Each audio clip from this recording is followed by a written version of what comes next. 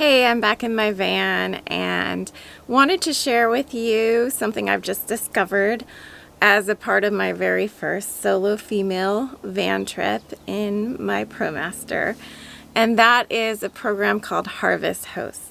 And in future videos, I'll make, other highlight tours of other wineries and farms that are a part of the Harvest Host program, probably. But for this one, it's just along the I-5 corridor in southern Oregon. So just as you start to get into the mountainous area along I-5 in southern Oregon. So the first place I stopped at, I was headed south down to Ashland, and the first place that I spent the night was called Hummingbird Estate. And Hummingbird Estate was a pretty low-key, casual winery, nothing fancy about it, very down-to-earth, family-owned. They had one staff person in the tasting room, and they are not open every day of the week, but they were open on the day that I arrived, which was Sunday. There were two other RVs there. One of them was another kind of camper van conversion like mine, and the other one was a larger RV. And so Harvest Host is great for both vans and RVs. The requirements to be a member of Harvest Host is that you have to be willing to just spend one night. You have to have your own toilet inside your van. So you have to have the option of going to the bathroom in your van as a part of the requirements for even being a member. And you have to purchase something at the winery or farm. They all have stores and ways to purchase something.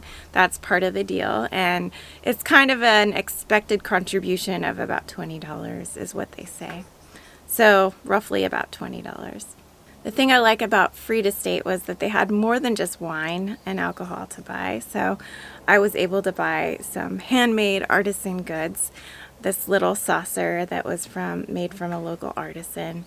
Hummingbird Estate is in the area of the town called Winston. It's a tiny little town without much going on, but it is right on the Umpqua River.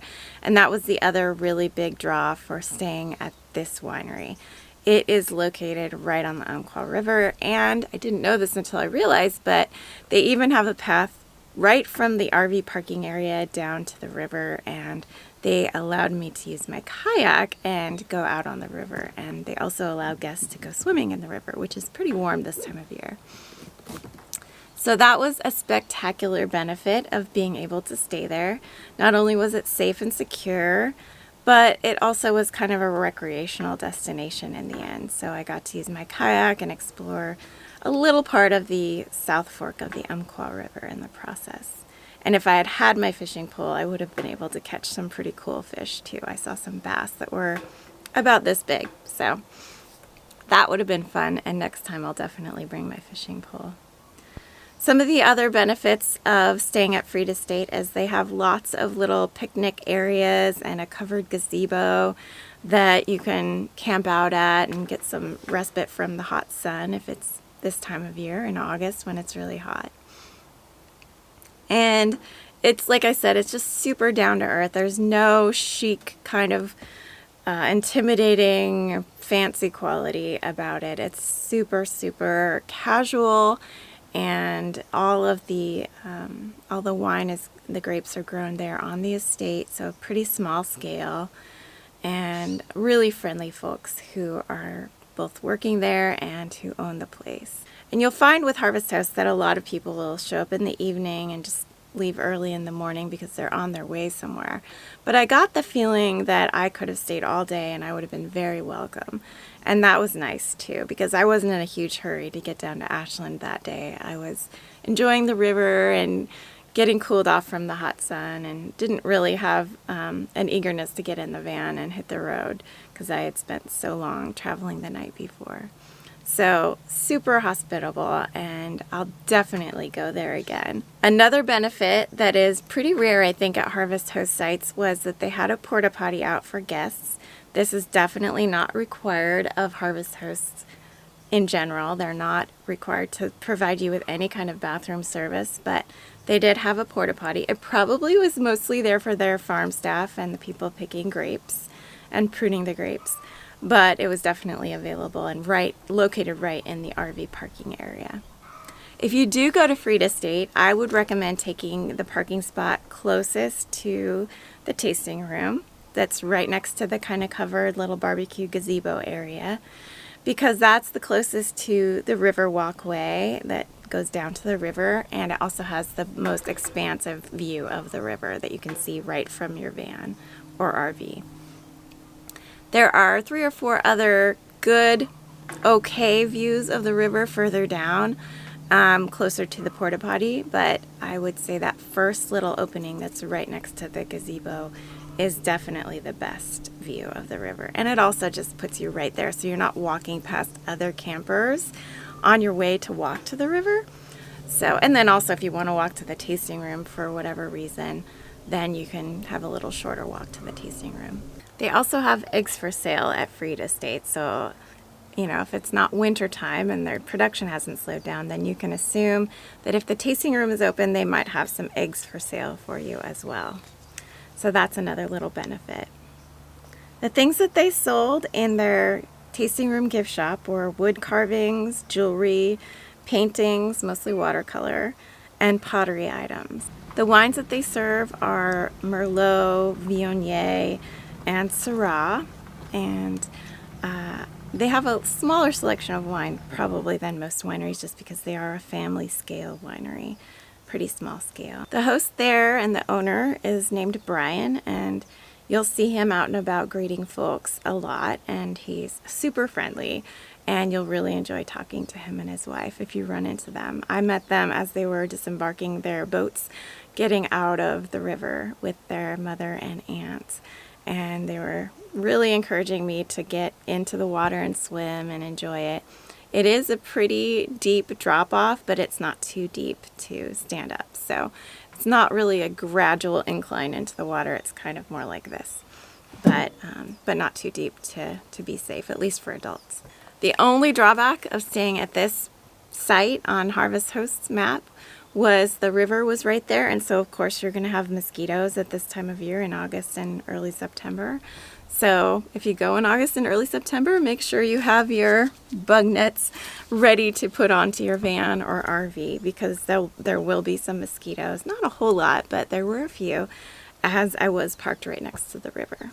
After I left, I traveled a few hours further, a couple hours further, I would say, south on I-5, and my goal was to stay very close to Jacksonville, Oregon, because I love that little town. It's the home of the Brit Festival, which always has great musical artists showing up there every summer throughout the summer. And it's just a sweet little small town with shops along the main street that is super historic, really, really old for an American West town. It's a tiny town.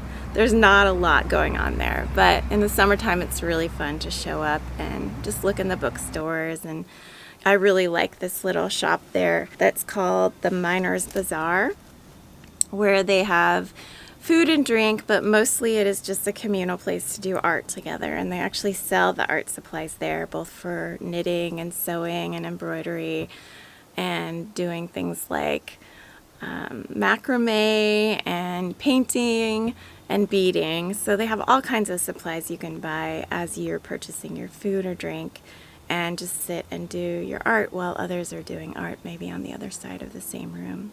It's an old house, so there's many rooms, and there's a really cute little deck there too for art making outside, although it was really hot when I was there.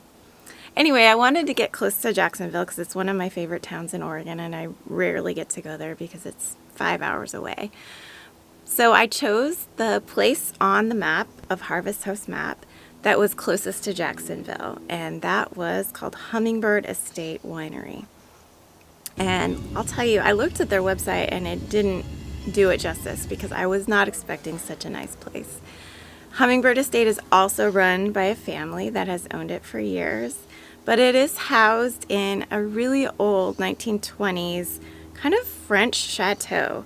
And it feels really old and rustic, and they've made it just beautifully renovated inside. So it feels kind of like a really nice, earthy wedding venue. It's not too posh or fancy, although there was one crystal chandelier in the main sitting area. There are different rooms. There's kind of a living room with couches, and there's kind of like a cafe room with lots of tables and chairs.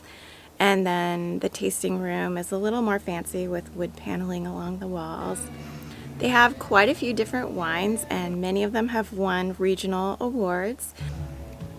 They have a lot of estate grown wine, and then they have a few varietals that are grown off-site.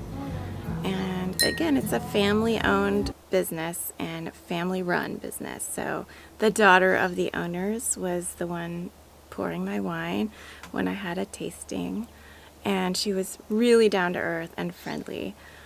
When you first pull up to Hummingbird Estate, you will not notice anything spectacular. You'll just see like kind of a nice looking old ranch style house, small ranch style house, and that's where the owners live. But if you climb the hill, you'll see the little chateau and all of its beautiful gardens surrounding it, and it's really a gorgeous place. I would definitely recommend it for a wedding or a honeymoon or just any special occasion. I think I might have a party there someday myself. So the benefits to staying the night here at Hummingbird Estate, you can park in one of two places if you have a van. If you have an RV, then they want you to park further up on the hill away from the tasting room. But if you have a van, you can park just down in the parking lot, the secondary parking lot down next to the tasting room. The hill spot for parking is got a better view, and so you might want to go up there. And so I moved my van up there in the evening when it got a little less hot, because there isn't a lot of shade up there. And I enjoyed the view in the evening hours and in the morning. It's kind of just a gravel parking lot, and it's maybe 100 yards from the tasting room, where they do have a really nice bathroom that's open 24 hours a day. Again, another unnecessary but really nice benefit to staying at this winery. They also have food at Hummingbird Estate, and I really enjoyed their hummus plate and their salad. Really basic food, not super overpriced. And it's light fare, it's nothing that heavy, so don't expect to get a really hearty meal. The gardens were another draw. I really loved walking through and around the gardens and admiring the huge trees that were planted decades ago. A lot of diversity and a lot of thought went into the plantings that they have there. And so, especially just behind the tasting room, there's a little courtyard that's got gorgeous flowers and plants and trees. Another cool thing about this winery is when you're on the road, you don't always want to buy a glass bottle of wine because you don't have room in your cooler or your fridge to keep it cool when it's hot out, especially at this time of year. And so I really appreciated that they sold little cans of wine. So something you could just put, in the fridge, it's smaller than a bottle of wine, even if you do need to put it into the fridge. And you can have just a personal size serving if you want just one glass of wine, instead of opening a bottle and then being kind of committed to drinking 3.5, 4 glasses of wine in the next day before it goes bad. Again, I would definitely go back to this winery. I loved it there. There was no snobbery, there was no kind of highbrow bourgeois attitude, as there is often in wine country, as I know very well because I live in the Northwest Oregon version of wine country. I'm always really attracted to those wineries that are more down to earth and approachable. And the gal there that was serving wine and food had a great sense of humor and was just really approachable and kind. No discomfort at all, and I felt like I could sit anywhere and go anywhere and just make the place my home, which was huge and made me want to hang out longer again. So I highly recommend both of these sites. You won't get to see the map if you're checking out Harvest Host. If you're not a member, you won't get to see where they are on the map, but you can certainly look them up on their website. And then when you do join Harvest Host, you'll see that there are hundreds of options to stay, mostly farms and wineries. There are a few golf clubs or museums on the map as well. And I'll do kind of a more extensive video in the near future and link that here when it's ready, just about becoming a Harvest Host member. There are some other ins and outs that I won't go into in this video, but I'll make a more thorough video. And hopefully by then I'll have a discount code for you that I'll leave down below in the description of both this video and that next video that will go into a little more detail on being a Harvest Host member or being a Harvest Host host, which you might be interested in as well. So that's it for today's video. I'll see you in the next one, and take care in the meantime.